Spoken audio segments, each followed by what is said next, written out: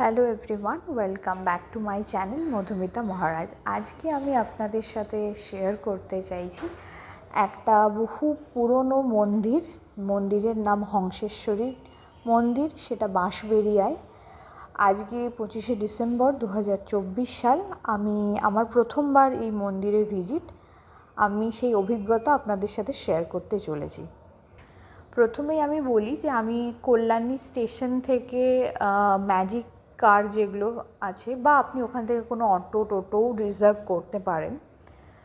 রিজার্ভে মোটামুটি ওই 80 টাকার মতন নেবে। আর যদি আপনি ত্রিবেণী লাইনের ম্যাজিক কারে যান তাহলে 25 টাকা পড়বে। 25 টাকা পড়লে আপনি রিজার্ভ করলে আপনি ডাইরেক্ট মন্দিরের ওখানে যেতে পারেন, একদম মন্দিরের সামনে, বা পঞ্চানন তলাতেও নামতে পারেন। আর আপনি যদি ত্রিবেণী লাইনের ম্যাজিক কার ধরেন তাহলে আপনাকে পঞ্চানন তলায় নামিয়ে দেবে। সেখান থেকে আপনি হেঁটেও যেতে পারবেন, বা আপনি সেখান থেকে কোনো টোটোতেও যেতে পারবেন। টোটো জেনারেলি 10 টাকা করে ভাড়া নেয়, বাট একা থাকলে অনেক সময় 20 টাকাও চাইতে পারে। সেটা একটু আপনাকে দাম দর করে নিতে হবে আপনাদেরকে। তো আমি যদিও যখন যাচ্ছিলাম তখন আমার কোনো প্ল্যান ছিল না যে আমি ব্লগ করব, তো সেই কারণে আমি সেই যাতায়াতের পুরোটা আমি ভিডিও করতে পারিনি। অনলি আমার মন্দিরের চত্বরের ভিডিওই রয়েছে। মন্দিরের সামনে দাঁড়িয়ে, মানে ঠাকুরের সামনের বিগ্রহের সামনে দাঁড়িয়ে সেলফি বা আদার রিল ভিডিও করা বারণ। কিন্তু আমি যখন ভিডিও করেছিলাম, আমি মন্দিরটাকে মানে মন্দিরের বাইরেই আমি ভিডিও করেছিলাম। তো ইনিশিয়ালি আমি জানতাম না, তো আমার ভিডিও অলরেডি করা হয়ে গেছিলো। কিন্তু ওখানে যারা মন্দির চত্বরে যারা ছিলেন তারা আমাকে ভিডিও ডিলিট করার কথা বলেননি, শুধু বলেছিলেন আর ফার্দার তুলবেন না। যাই হোক, তো আমি মোটামুটি যতটুকু ক্যাপচার করতে পেরেছি, যতটুকু না মোটামুটি সবটাই ক্যাপচার করতে পেরেছি, সেইটুকু আমি আপনাদের সাথে ধীরে ধীরে শেয়ার করব। এবং যেটুকু আমার মনে হচ্ছে যে হয়তো আমি ক্যাপচার করতে পারিনি, সেটা আমি আপনাদেরকে মানে এখানেই আমি এক্সপ্লেন করার চেষ্টা করব। তো তারপরে আমি যেটা বলবো যে এই মন্দিরটি যে নির্মাণ করেছিলেন তিনি ছিলেন রাজা নরসিংহদেব রায়। উনি এই ফাউন্ডেশনটা তৈরি করেছিলেন। ওখানে মন্দির চত্বরে মন্দিরের নাট মন্দিরের ভেতরে ওনার একটা ছবি আছে। ওখানে বেলুড় মঠের এক মহারাজের ছবি আছে, একদিকে লোকনাথ বাবার ছবি আছে, একদিকে মা শারদা, বিবেকানন্দ অ্যান্ড রামকৃষ্ণ ঠাকুর তাদের ছবিও রয়েছেন। এবং আমার যেটা সবথেকে বেশি ভালো লেগেছে সেই মন্দিরের যে আর্কিটেকচারটা, ঠিক এই মন্দিরের পাশেই রয়েছে অনন্ত বাসুদেবের মন্দির। সেটা টেরাকোটার আর মানে ধাঁচে পুরো মন্দিরটা করা। এবং সেই মন্দিরটা ওই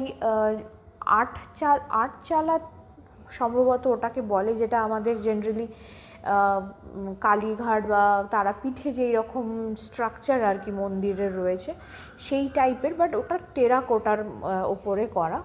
এবং ওখানে বিভিন্ন রামায়ণ মহাভারত বিভিন্ন আরও অনেক কিছুর ওখানে টেরাকোটার মাধ্যমে পুরো ওটা মানে অনন্ত বাসুদেব মন্দিরের গায়ে ওরকম করা আছে, কাজ করা রয়েছে। কিন্তু অনন্ত বাসুদেব মন্দির বহু পুরনো এবং ওখানে মেনটেন্যান্সের জন্য বা মেনটেন্যান্সের পারপাসে আমি জানি না ওটা ইন ফিউচার আপগ্রেড কিছু করবেন কি না, বাট এখন এই মুহূর্তে মন্দিরের ওপরে ওঠা বারণ। আমরা নিচ থেকেই দেখেছিলাম, যদিও নিচ থেকে সরাসরি আমরা অনন্ত বাসুদেবকে দেখতে পাই, দর্শন আমরা করতে পারি।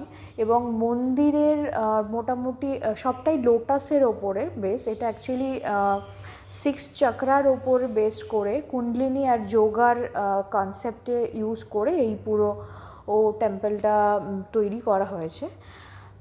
তো তার একদম মন্দিরের পাশেই জমিদার মানে রাজার ওখানে রাজা নরসিংহদেব তাদের বাড়িও রয়েছেন। বাট সেখানে ওই যদিও আমাদের ঢোকার কোনো রকম অনুমতি ছিল না। আর সবথেকে যেটা ভালো লেগেছে যে এটা সরকারিভাবে মেনটেনেন্স করা হয়েছে এবং সেখানে যারা দূর থেকে আসছে তাদের জন্য টয়লেট বা কেউ যদি রেস্ট করতে চায় সেরকমের জায়গাও রয়েছে এবং ওর আশেপাশে একটা ছোট্ট লেকের মতন জায়গা আছে, অনেক দোকান আছে, আর ওখানকার মানুষজনও খুব হেল্পফুল। তো আজকে যেটা আমার মেন বিষয় ছিল হংসেশ্বরী মন্দির, সেখানে যেটা আমার সবথেকে বেশি ভালো লেগেছে সেই মন্দিরের এনার্জিটা, আমার এটা খুব সুথিং মনে হয়েছে। তো এবার আমি নিচে দেওয়ার চেষ্টা করব আমার যতটা জানার আছে এই টেম্পল নিয়ে, তার যদি কোনো ভালো আমি যদি কোনো লিঙ্ক পেয়ে থাকি তাহলে আমি আপনাদেরকে কোনো ব্লগ লিঙ্ক, ব্লগ স্পট বা আদার কোনো ওয়েবসাইট, তো আমি আপনাদেরকে ডেফিনেটলি শেয়ার করব।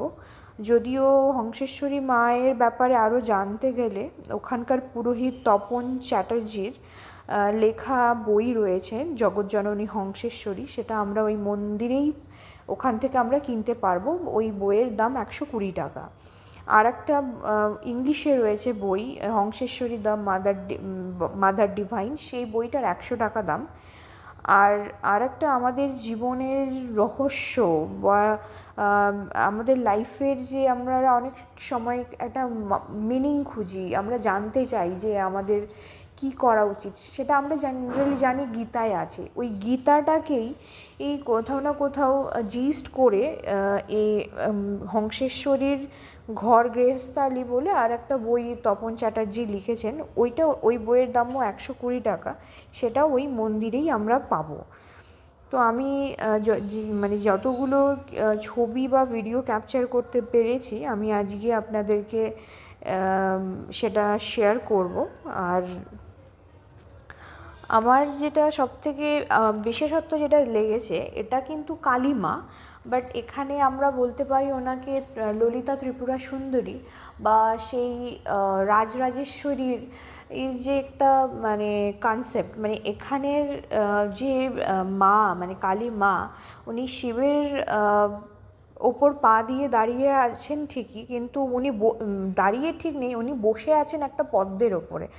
আমি জানি না যে আমি তো একদম কাছ থেকে দেখেছি, তো সেখানে আমি খুব ভালো করে বুঝতে পারছি। আমি জানি না যে এখানে ছবিতে অতটা ভালো সেটা ক্যাপচার হয়েছে কি না। তো এবার এইটুকুই আমার বলার আছে আজকের, বাকিটা আপনারা দেখতে থাকুন আমি ভিডিওটা যেটা শেয়ার করছি। আমি চেষ্টা করব যদি কোনো একদম ক্লিয়ার ফটো আসে তাহলে সেখানে যাতে বোঝা যায় সেটা আমি দেওয়ার চেষ্টা করছি। এখানকার না মন্দিরের ব্যবস্থা খুব ভালো। আমি যেটা শুনলাম, এটা অলরেডি পৌষ মাস পড়ে গেছে, তো পৌষ মাসে মায়ের নামেই পুজো হয় এরকমই বলছিলেন পুরোহিত। আমি আর ফার্দার ওনাকে জিজ্ঞেস করিনি তাহলে কি অন্য মাসে আমরা নিজেদের নাম করে দিতে পারি নাকি পুজো, কারণ আমি মোটামুটি যখন আমি 9:40 থেকে 50-এর মধ্যে আমি মন্দিরে ঢুকে গিয়েছিলাম, ততক্ষণে অনেকেই ছিলেন মন্দিরে। খুব ভিড় আমি প্রথমে পাইনি, খুব সাধারণভাবে লাইনেও ইনিশিয়ালি লাইনে দাঁড়ানোরও প্রয়োজন হয়নি, কিন্তু পরের দিকে অনেকটা ভিড় হয়েছিল। তো সেখানে আমি যেটা জানতে পারলাম যে সকাল 11টার সময় একবার পুষ্পাঞ্জলি হয়, সেখানে আমরা নিজের নাম গোত্র বলে পুষ্পাঞ্জলি দিতে পারবো। খুব সুন্দর ব্যবস্থা, ফুল ওনারাই প্রোভাইড করছেন এবং বিভিন্ন, আমার সবথেকে যেটা ভালো লেগেছে ওনাদের ম্যানেজমেন্টটা খুব ভালো। তারপরে আবার একটা অঞ্জলি হয়, সেটা হচ্ছে 12:20 নাগাদ। তারপরে 12:30টার সময় ভোগ হয়ে যায়, ভোগ হয়ে ঘর বন্ধ হয়ে যায় এবং 12:45 থেকে 1টার মধ্যে জেনারেলি ভোগটা বিতরণ শুরু হয়। তো এবার ভোগ বিতরণ যতগুলো মানুষের কুপন কাটা হয়ে যায়, মানে তারপরেও যদি ভোগটা বাঁচে তাহলে যারা দর্শনার্থী আছে, যারা হয়তো সময় পৌঁছতে পারেননি বলে ভোগের জন্য কুপন কাটতে পারেননি, তাদেরকে সেই প্রসাদটা বিতরণ করে দেওয়া হয়। প্রসাদের মূল্য 50 টাকা।